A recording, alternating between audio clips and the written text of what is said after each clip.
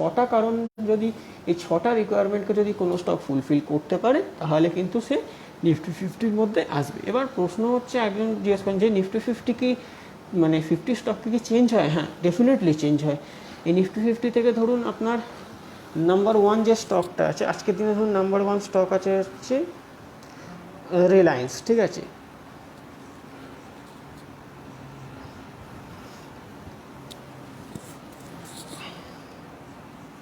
রিলায়েন্স, ঠিক আছে। রিলায়েন্স স্যার আপনার মার্কেট ক্যাপ আছে নিফটিতে হচ্ছে 14.95%, ঠিক আছে। আর এখানে ফিফথ স্টক যেটা আছে সেটা হচ্ছে ধরুন গেল, যারা আপনার 0.33% ওয়েটেজ নেয় নিফটিতে, ঠিক আছে। এবার এই নিফটি থেকে এই গেলটা সরবে কখন? এই গেলটা তখনই সরবে যদি 51 যে ধরুন টপ 100-এর মধ্যে স্টক আছে, এই গেলের যদি মার্কেট ক্যাপিটালাইজেশন ধরুন 27,000 করোড়ের হয়, ঠিক আছে, ওকে তাহলে ইন্টু 1.5 টাইমস হতে হবে তার, ঠিক আছে। ইন্টু 1.5 টাইমস হলে তবেই কিন্তু গেলকে হাঁটিয়ে সে নর্মালি নিফটি ফিফটির মধ্যে আসতে পারবে, ঠিক আছে। অ্যালং উইথ অ্যাপার্ট ফ্রম শুধু মার্কেট ক্যাপিটালাইজেশনের 5 ক্রাইটেরিয়াকে ম্যাচ করাতে হবে। ফ্রি ফ্লোটে আপনার ধরুন ইন্ডিয়ান কোম্পানি হতে হবে, টপ 100 কোম্পানিজের মধ্যে তাকে নিফটি ফিফটিতে ঢুকতে হবে, তারপর লিকুইডিটি থাকতে হবে তার 25,000 করোড়সের, তো এমনিই করতে হবে, নাহলে ওনার ধরুন 27,000 করোড়সে 1.5 টাইমস তো এমনিই হবে না। তো along with all criterias match করার পর সে নিফটি ফিফটিতে আসতে পারে। এবার নিফটি ফিফটির যে ব্যালেন্সিং করা হয়, মানে নিফটি ফিফটির যে চেঞ্জেসগুলো করা হয়, ঠিক আছে, নর্মালি নিফটি ফিফটির চেঞ্জেসগুলো আসে কবে? নিফটি ফিফটির চেঞ্জেসগুলো করা হয় হচ্ছে আপনার ধরুন জানুয়ারিতে, ঠিক আছে, আর একটা করা হচ্ছে জুলাই। এক্সচেঞ্জ এটাকে কিন্তু আগে থেকে বলে দেয় যে কী চেঞ্জেস আসতে পারে, এবং তার ইম্প্যাক্টটা হয় হচ্ছে জানুয়ারির ইম্প্যাক্ট হয় হচ্ছে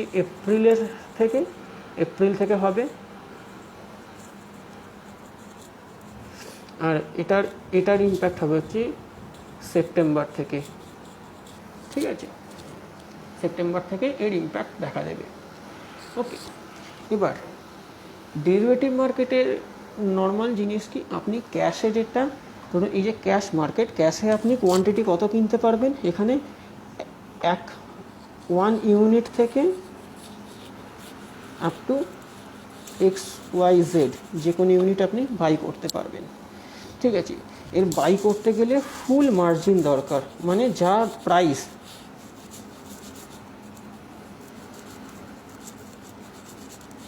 ফুল মার্জিন দরকার, মানে যা প্রাইস সেই পুরো প্রাইসটা দিতে হবে। সাপোজ ধরুন 200 টাকা করে একটা স্টক যাচ্ছে, ঠিক আছে, আপনি 10টা যদি কিনতে চান তাহলে আপনাকে 2,000 টাকা এখানে দিতে হবে, ঠিক আছে। 100টা কিনতে চাইলে এখানে 20,000 টাকা দিতে হবে। কিন্তু ডেরিভেটিভসের ক্ষেত্রে জিনিসটা সেরকম হয় না। ফিউচার মার্কেটে ধরুন কোনো একটা সেম স্টক যাচ্ছে, ওই যে এটা হচ্ছে ধরুন ক্যাশের জন্য, ঠিক আছে। এবার ফিউচারে কী হবে, ফিউচারে সেম স্টকটা যদি কিনতে চায়, ঠিক আছে, তাহলে স্টকটার ধরুন লট সাইজ আছে আমি ধরলাম 100টায়, ঠিক আছে। তাহলে বায়ারকে করতে হবে কি 200 × 100, ঠিক আছে, 20,000 ওর কিনতে হবে একসাথে স্টক, কিন্তু 20,000-এর দাম যদি আমি এখানে 200 টাকা করে ধরি তাহলে দামটা কত হয়ে যাচ্ছে, ঠিক আছে, এইটা হতে হবে। তাহলে এই প্রাইসটা দিতে হয় না ডেরিভেটিভস মার্কেটে, মানে ফিউচার মার্কেটে, ইন্টু 8% to 10% ম্যাক্সিমাম মার্জিন এখানে লাগে। এই মার্জিনটা ডিসাইড করে এক্সচেঞ্জ, ঠিক আছে। এই মার্জিনটা যদি সে পেমেন্ট করে তাহলে সে পেয়ে যাবে এই স্টকটা পুরো, কিন্তু তাকে নিতে হবে এই 100-এর লটটাতেই, এই 100-এর লট সাইজেই তাকে নিতে হবে ডেরিভেটিভ মার্কেটে, ঠিক আছে। এটা হচ্ছে নিয়ম। এবার ডেরিভেটিভের লোক ট্রেড করে কেন, ঠিক আছে, বিকজ এই পুরো স্টকটা যদি আপনাকে নিতে হতো এই কোয়ান্টিটিটা, তাহলে তাকে ক্যাশে দিতে হতো এই প্রাইসটা, কিন্তু ফিউচারে তাকে দিতে হবে এই প্রাইসটা দিতে হবে না, তার 10%, মানে এখানে 4 লাখসেই তার কাজ হয়ে যাবে।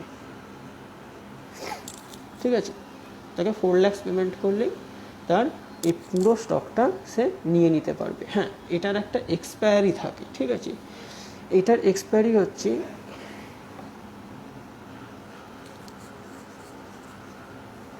End of month Thursday. ওকে, যেমন আজকে এক্সপায়ারি ছিল, ঠিক আছে, end of the month Thursday এর এক্সপায়ারি হবে। ওকে, এই এক্সপায়ারিটা যখন হয় তখন এই যে এই মান্থের যে কন্ট্রাক্টটা সে নিয়ে রেখে দিয়েছিল, এই কন্ট্রাক্টটা তখন তার ক্যান্সেল হয়ে যাবে। ঠিক আছে, এবার প্রশ্ন হচ্ছে কন্ট্রাক্ট কী? ঠিক আছে, ডেরিভেটিভ মার্কেটে যে স্টক আপনি নিচ্ছেন সেটাকে বলা হচ্ছে কন্ট্রাকচুয়াল ট্রেডিং। ওকে, ডেরিভেটিভ মার্কেটে যে স্টকটা আপনি নেন সেটাকে বলা হয় কন্ট্রাকচুয়াল ট্রেডিং। কেন? বিকজ সেই স্টকটা কোনোদিন ডিপিতে আসে না। সেই স্টকটা কোথায় থাকে? সেই স্টকটা নর্মালি কোলাট্রাল ফান্ডে থাকে। ঠিক আছে, তার একটা বেসিক এক্সপায়ারি আছে। ঠিক আছে, যেটা প্রতি মাসের এন্ড অফ দ্য থার্সডে হয়ে যায়। যদি থার্সডে যে কোনো কারণে হলিডেজ থাকে তাহলে সেটা হয় তার আগের দিন, যদি সেই দিনে হলিডেজ থাকে তাহলে সেটা হয় তার আগের দিন, মানে end of Thursday is the extreme time line of expiry.